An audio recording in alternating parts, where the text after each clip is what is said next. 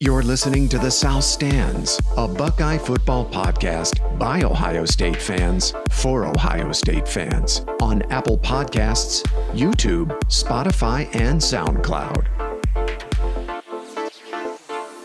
Welcome back to The South Stands, everyone. From San Francisco, I'm your host, Zach Moore.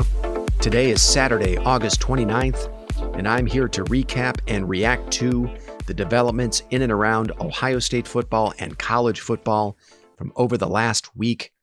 There have been a lot of developments, a lot to unpack. I want to get right to it.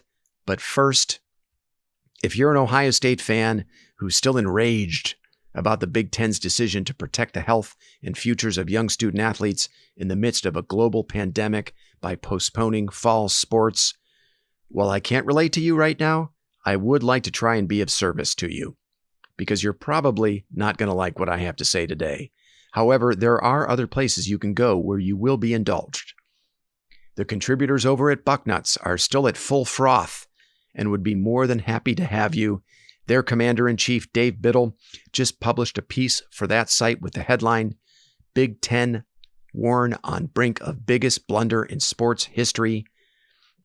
I invite you to go check that piece out, as well as their other content. Former Ohio State linebackers Bobby Carpenter and Anthony Schlegel are still throwing red meat to angry Ohio State fans on their radio show, Morning Juice, on 97.1 The Fan. If you're not done beating your head against the impenetrable wall that is the Big Ten's decision to postpone fall sports, then go get you some Morning Juice with Carpenter and Schlegel. Enjoy and God bless.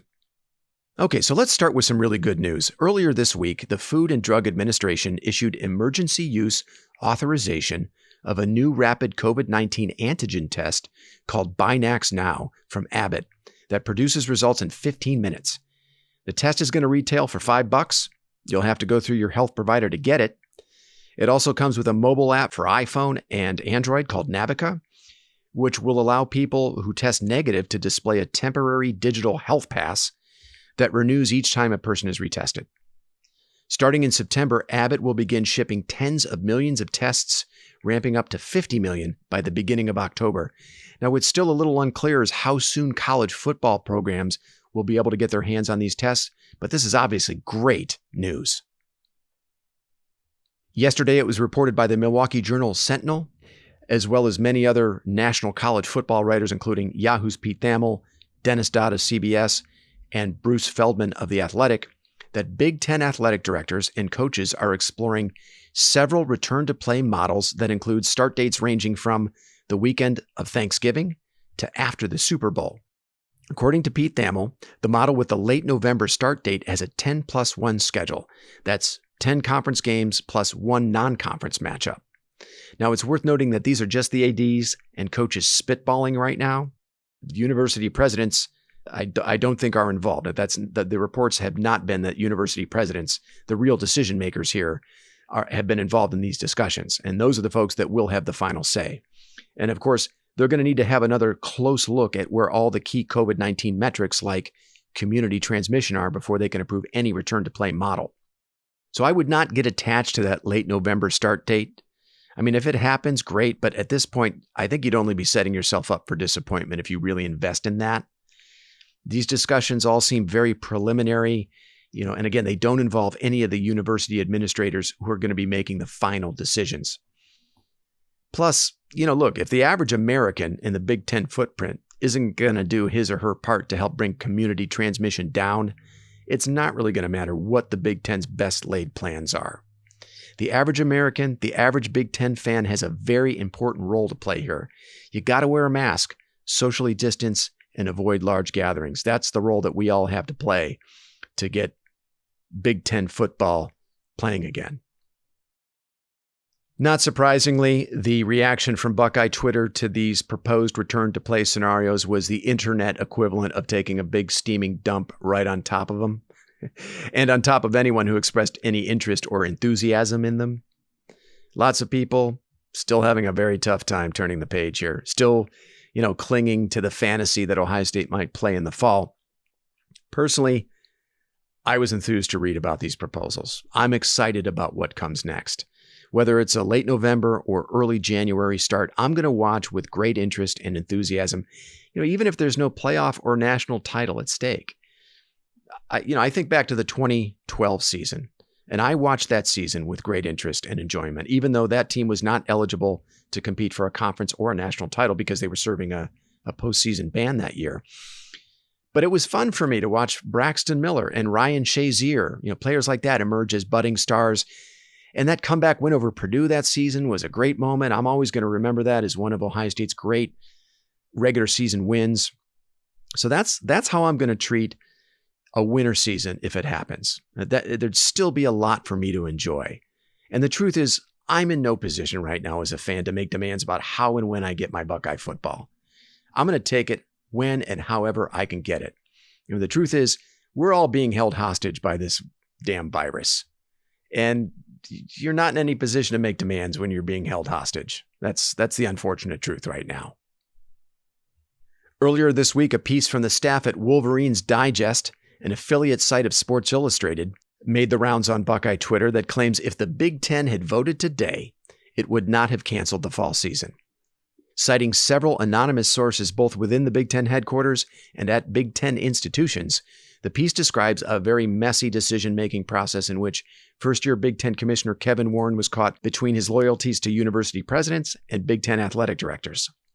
The piece claims university presidents were under the misapprehension that they would be commended, not criticized, for putting the well-being of student-athletes ahead of football. Shame on the presidents for thinking that. Now, this is the part of the piece that stood out to me, and I'm going to quote it here. Quote, "Interestingly, sources in Ann Arbor, in Columbus, Lincoln, Madison, East Lansing, and State College all believe that if the Big Ten vote was held today instead of 14 days ago, the conference would not have voted to postpone the season outright. The league might have announced it was moving the season back to late September, but the din from players, coaches, fans, the media, and most importantly, big money donors has created cracks." End quote. Now, I find it very hard to believe that a Michigan fan site has legitimate sources at 6 other Big Ten institutions with actual knowledge of how the presidents at those universities would have voted today. And I find it very hard to believe that if any of those administrators had doubts about their decisions and were rethinking their positions, that they'd be doing it out loud in front of an audience. If this story had any real legs, Pat Forty would be writing about it for Sports Illustrated, not these guys, not Wolverines Digest. Now, I've not seen or heard what this piece is claiming reported by any other legitimate news outlets. Now, this piece from Wolverines Digest also claims the Big Ten was mocked by the SEC, ACC, and Big 12. Now, that I believe. I've already seen some fans and even several media personalities who cover the SEC, like Paul Feinbaum and Barrett Salih, take shots at the Big Ten. Yesterday, Feinbaum said on his radio show that 5 weeks ago, the Big Ten was the gold standard when it came to college athletics. And now it's a laughingstock, a punchline. We know from a recent piece by Bill Landis on The Athletic that one of those schools from the SEC, ACC, Big 12, we don't know which, tried to use the fact that Ohio State will not be playing this fall against them on the recruiting trails. 2022 Ohio State recruit Tegra Shabola told Bill that one school told him, quote, "Look at this for the future. You have talent that can't be wasted. You can't take a year off," end quote. So it's not much of a stretch at all to think part of the motivation for these conferences to play this fall, the SEC especially, is it'll give them a competitive advantage over the Big Ten in the coming years. Now, clearly, there are larger motivations at play than just that, but I would not be surprised if the SEC is looking smugly over at the Big Ten, thinking it now has some sort of leg up. I mean, look, part of what makes college football great is how regionalized the sport is, how provincial and petty the fans can be. These conferences are constantly comparing themselves to one another. Whether it's results on the field or a big recruiting win or a school being slapped with NCAA sanctions, fans in the SEC relish every opportunity to stick it to Big Ten fans and vice versa. All I can say about the SEC, ACC, and Big 12, their fans, and the media personalities who cover those conferences who might be thumbing their nose at the Big Ten right now is people who live in glass houses should not throw stones. Here's why I say that. According to Sooners Wire on Tuesday, Oklahoma head coach Lincoln Riley said all but one player in an entire position group, now he didn't identify the position group, had tested positive for coronavirus. Also in the Big 12, on Tuesday, Texas Tech announced 21 new cases within its football program. What is that, 20% of their roster? According to The Advocate, on Wednesday, all but 4 of LSU's offensive linemen have either tested positive or were determined to have high-risk exposure to COVID-19. Now, there are 16 offensive linemen currently listed on the LSU roster, meaning 12 of them are in quarantine right now. So, if I'm understanding this correctly, right now LSU is practicing with 4 scholarship offensive linemen. And I can only assume they're filling in these holes with tight ends and defensive linemen. So you can start to get a picture as we get closer to the start of the season for a school like LSU, how the virus could be a problem. According to 24/7 Sports, Auburn's football team has not practiced since Tuesday because of COVID-19 concerns. According to The State, the University of Tennessee had to cancel football practices yesterday, Friday, because of players testing positive for the virus. And we already know, this was reported earlier this week, in the ACC, NC State's season opener with Virginia Tech had to be moved from September 12th to the 26th because of coronavirus concerns within the Wolfpack's program. And that's one of 3 season openers that's already been postponed. Marshall and East Carolina is another. There's a third I can't remember, but already 3 season openers have been postponed because of coronavirus concerns. Now, this is not to mention that university presidents across the South are freaking out about transmission rates on their campuses since students arrived. They're pleading with students to behave responsibly, in some cases threatening suspensions for not following the rules. Late last night, we learned the coronavirus case count at the University of Alabama has swelled to over 1,000 since students returned to campus 2 weeks ago. That count also includes faculty and staff. So, older folks that aren't 18 to 21 years old in the prime of their lives at peak health. I'm looking at a coronavirus case map for U.S. colleges and universities on the New York Times right now. Again, this is specific to U.S. colleges and universities. The following schools have the 10 highest case counts in the country by a very wide margin. University of Alabama, Birmingham. UNC Chapel Hill, who's already gone to remote learning. University of Central Florida, Alabama, Auburn, NC State, who's also gone to remote learning. University of Georgia, Texas A&M, Texas, and lastly, Notre Dame. Normally at this time of year, you want to be in the top 10, but not on this list. Later tonight, Austin Peay and Central Arkansas will more than likely pull off the first college football game of 2020, we think. Now, to me, this is only the very first scene of a long movie with lots of plot twists. I mean, look, this is Dr. Zhivago. We just sat down and we barely had any of our popcorn and milk duds. We're not anywhere close to intermission. Now, some people are going to act like Austin Peay and Central Arkansas is the final scene, that the Big Ten and Pac-12 were wrong. They're idiots. Roll the credits. I'm not so sure about that. I still think we've got a very long way to go here in this saga. I heard a very interesting interview with an infectious disease specialist from Yale, Dr. Sten Vermund, and I'd like to play a brief clip from that interview for you right now. This is courtesy of Sports Pulse. Check it out.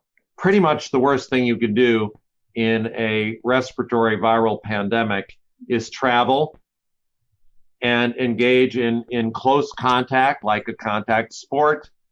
The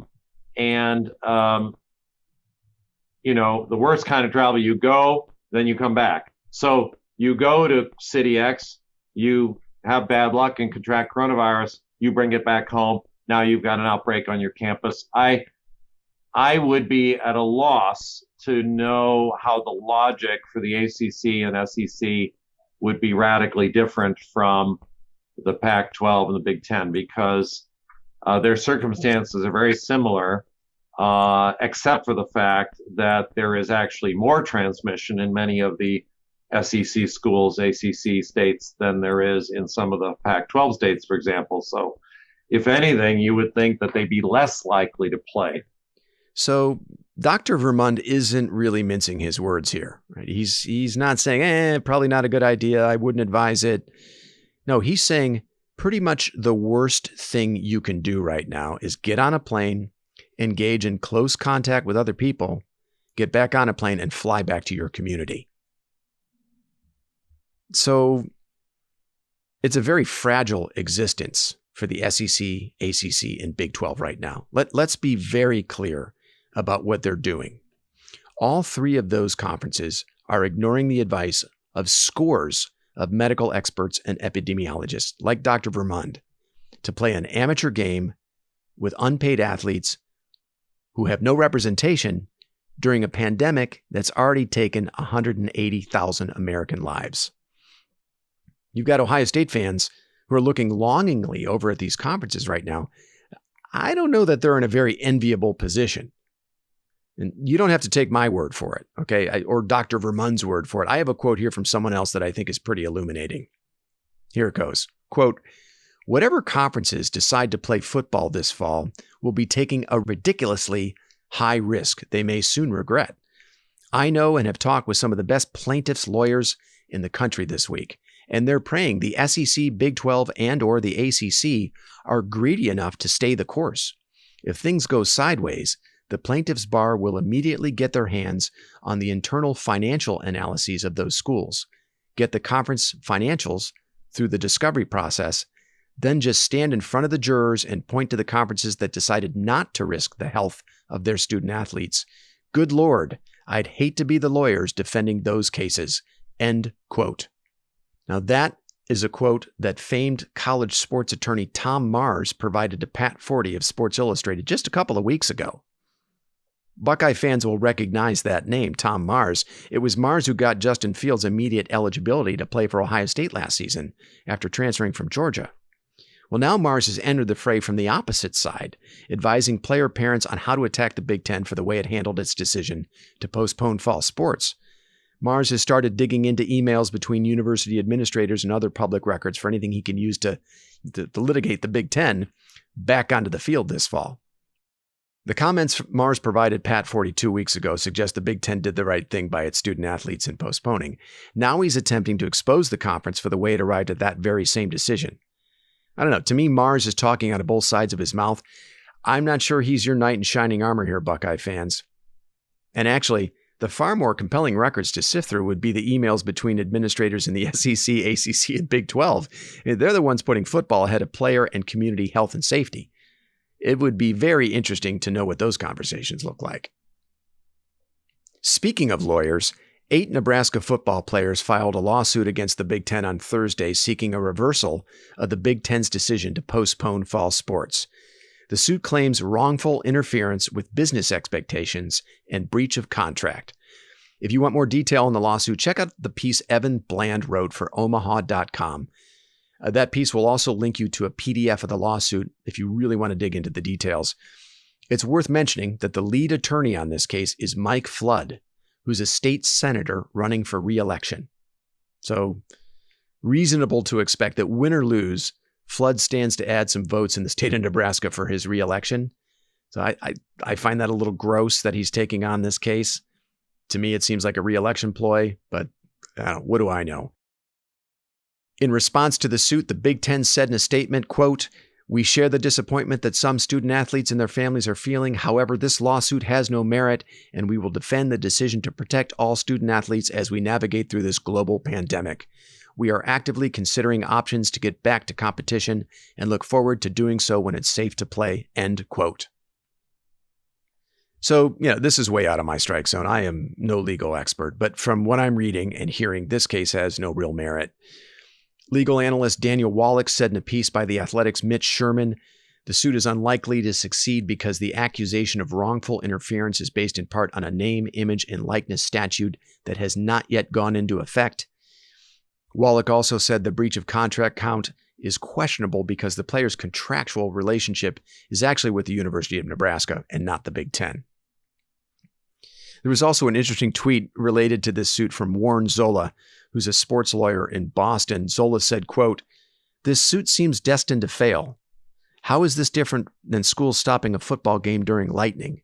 Public policy and common sense deem it unsafe. End quote. I really like that quote. I mean, it simplified it in a way that I can understand it as somebody who's not a legal expert, but it also expressed a sentiment that I've been feeling all along about the Big Ten's decision to postpone fall sports. Common sense.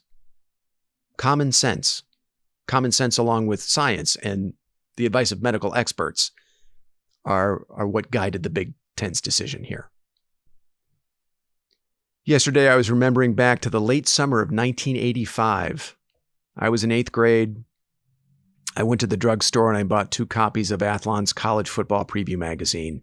If you're a big college football fan like me and you're long in the tooth, you're going to remember that magazine. I cut out all the pictures of Big Ten football players from the magazines, and I made a collage on a big piece of poster board and hung it up on my bedroom wall.